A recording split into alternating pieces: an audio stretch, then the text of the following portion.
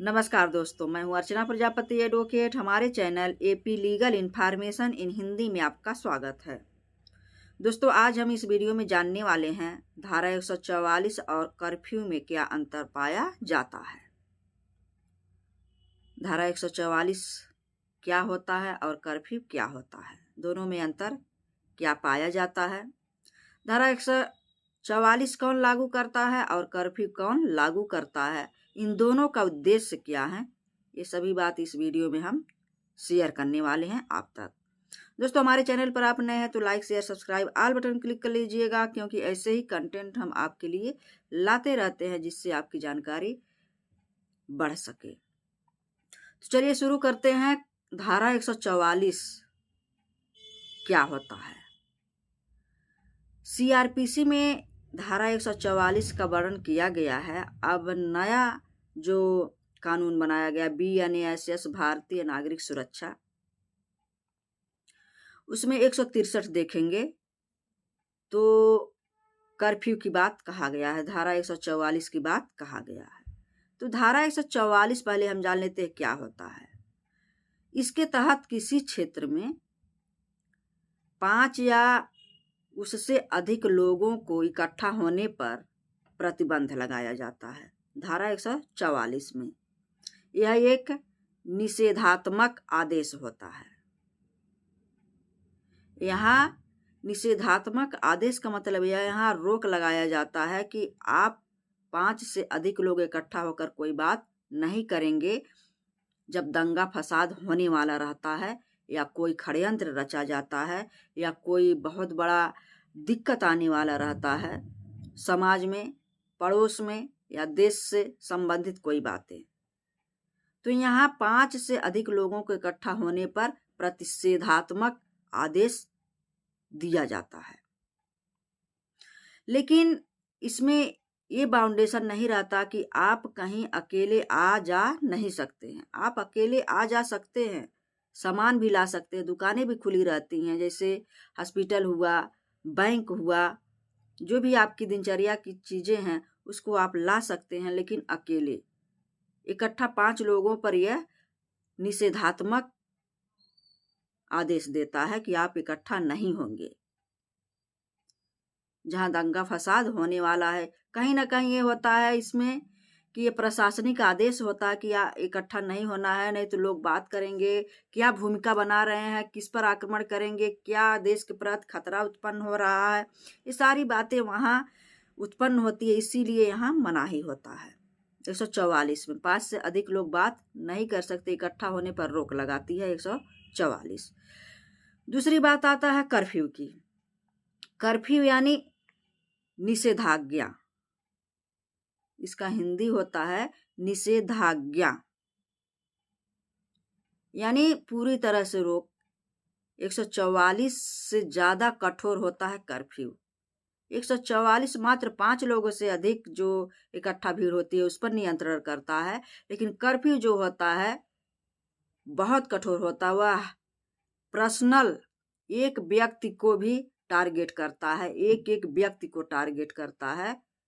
जो इंडिविजुअल रूप से आना जाना मना कर देता है, उनको कहीं आना जाना नहीं है, अपने घर के अंदर रहना है। कर्फ्यू बहुत कठोर होता है। तो कर्फ्यू में यही होता है कि 144 से ज़्यादा हमने कहा बहुत कठोर होता है, जिसमें लोगों को घर के अंदर रहने का आदेश देता है कि आप कहीं नहीं निकलेंगे। ये भी हम बताएंगे ये आदेश क्यों इतना कठोर देता है, एक उदाहरण के माध्यम से भी समझेंगे कि इतना आदेश कठोर देता है कर्फ्यू में क्यों। केवल बहुत जरूरी सेवाओं का इसमें आप लाभ ले सकते हैं, जैसे दवाइयों का लाभ ले सकते हैं, हॉस्पिटल खुला रहेगा उसका लाभ ले सकते हैं, दूध डेयरी खुला रहेगा उससे आप लाभ ले सकते हैं। यहाँ तक कि अगर कर्फ्यू लगा दिया गया है, आपको घर के अंदर ही रहना है, आपके घर तक दूध वाला दूध पहुंचा देगा, दवा पहुंचा देगा, यहाँ तक आपको हॉस्पिटल से सेवाएं भी मिल सकती हैं। लेकिन कर्फ्यू जब लग जाएगा तो आपको कहीं नहीं जाना है, आपके यहाँ सारी सुविधा पहुंच भी जाएगी। तो ऐसा भी कर्फ्यू में कठोर रूप से निषेधात्मक आदेश होता है। पूरी तरह से रोक आप पर लगा दिया जाएगा आने जाने, कहीं आप आ जा नहीं सकते हैं।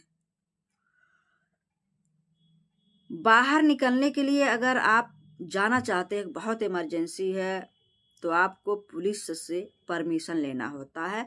पुलिस से पूछकर ही आप कहीं अनुमति लेकर ही जा सकते हैं। कौन जारी करता है, अब ये भी हम जान लेते हैं कि कौन जारी करता है कर्फ्यू और 144। कर्फ्यू और 144 डीएम एसपी जारी करते हैं। पुलिस कमिश्नर और डीएम डिस्ट्रिक्ट लेवल पर अगर देखा जाए तो ये जारी करते हैं।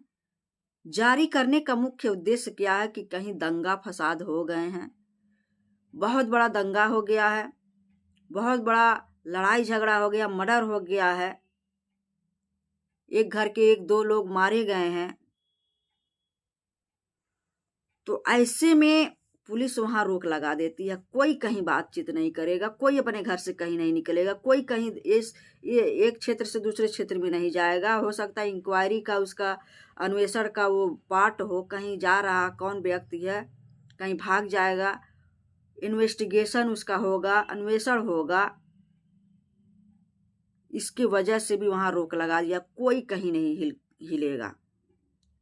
वहां जो है अन्वेषण का जांच छानबीन बातचीत करने से पता चलता कि कौन व्यक्ति दोषी है, कौन नहीं है, कौन दंगा फसाद किया है, कौन इसमें इन्वॉल्व है, कौन नहीं इन्वॉल्व है, सारा पता इसी से चलता है। इसीलिए रोक लगा दिया जाता है। कोई एक दूसरे जिला से दूसरे जिला में या दूसरे देश में कहीं नहीं जाएगा। तो जारी आपसे हमने कहा कि डिस्ट्रिक्ट लेवल पर अगर कर्फ्यू और 144 जारी होता है तो डीएम और पुलिस कमिश्नर करते हैं। कितने दिन के लिए ये भी हम जान लेते हैं। 2 महीने के लिए पावर होता है डीएम और पुलिस कमिश्नर मिलकर ये कर सकते हैं। डीएम को 2 महीने का पावर होता है, कर्फ्यू लगा सकता है 2 महीने तक। 2 महीने तक कहीं कोई नहीं जाएगा। बहुत बड़ा दंगा हो गया, बहुत बड़ा फसाद हो गया है, जो मनुष्य जीवन के लिए बहुत बड़ा खतरा उत्पन्न होने वाला है, उसके स्वास्थ्य पर प्रभाव डालने वाला है, मानव जीवन को खतरा है। उसके निवारण को देखते हुए, उसके समस्याओं के निवारण के लिए यह कदम उठाता है डीएम। 2 महीने के लिए कर्फ्यू लगा सकता है, धारा 144 लागू कर सकता है शांति व्यवस्था बनाए रखने के लिए। और वहीं राज्य सरकार, अगर राज्य सरकार को यहाँ तक पावर है कि वह कर्फ्यू जो है, जो 144 से ज़्यादा कठोर है, व्यक्ति के आने जाने पर रोक लगा देती है, तो 6 महीने तक का वह लगा देगी। हम उदाहरण जान लेते हैं। राज्य सरकार को पावर होता है 6 महीने तक कर्फ्यू लगाने का। जैसे आपने सुना होगा आपातकालीन, यहाँ भी कर्फ्यू ही लगा हुआ था। हमारे संविधान में इसका वर्णन भी है, राष्ट्रपति शासन, वहाँ आपने ये भी सुना होगा, आपातकालीन ये भी सुना होगा। तो ये सब कर्फ्यू के पार्ट थे, कहीं कोई आ जा नहीं सकता था, क्योंकि यहाँ हमारे देश पर खतरा था, देशवासियों पर खतरा था, उसके स्वास्थ्य पर खतरा था। जैसे अभी हाल ही में आपने देखा होगा कि कोविड-19, जब कोविड-19 आया था तो अपने लोगों से लोग डर रहे थे, बात करने से डर रहे थे, कोई किसी के पास आ जा नहीं रहा था कि हमको भी हो जाएगा। कितने लोगों को अपने जान से हाथ धोना पड़ा, कितने लोग बेघर हो गए, किसी का साया छिन गया, बाप का, बेटे का, बेटी का, माँ का, बहू का, पत्नी का, बहुत लोग इसमें मारे गए। ये ऐसा वायरस था, इसके माध्यम से कि कुशल क्षेम बनी रहे, मानव जीवन पर कोई संकट ना आने पाए, इसलिए राज्य सरकार 6 महीने 1 साल तक कहीं आना जाना बंद कर दिया था। कोई कहीं आता जाता नहीं था, जो जहां था वहीं पड़ा रहता था। किसी देश में जाने का, आने का आदेश नहीं था। अगर आता भी था तो बहुत दूर उसको कहीं धर्मशाला, स्कूल, विद्यालय में उसको रखा जाता था। 1 हफ्ते 1 महीने सही हो जाता था, तब उसको परिवार में आने दिया जाता था। तो इसलिए कर्फ्यू लगाया जाता है कि मानव जीवन पर कोई खतरा ना उत्पन्न हो।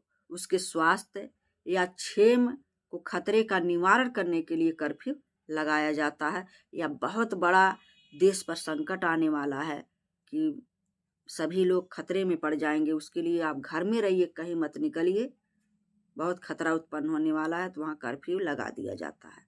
तो कर्फ्यू और 144 में आपने अंतर देखा कि क्या होता है। 144 मात्र 5 से अधिक लोगों के इकट्ठा होने पर रोक लगाती है, लेकिन कर्फ्यू हर व्यक्ति को घर के अंदर रहने के लिए मजबूर करती है और आप रहिए, और यह मानव जीवन को बचाने के लिए किया जाता है।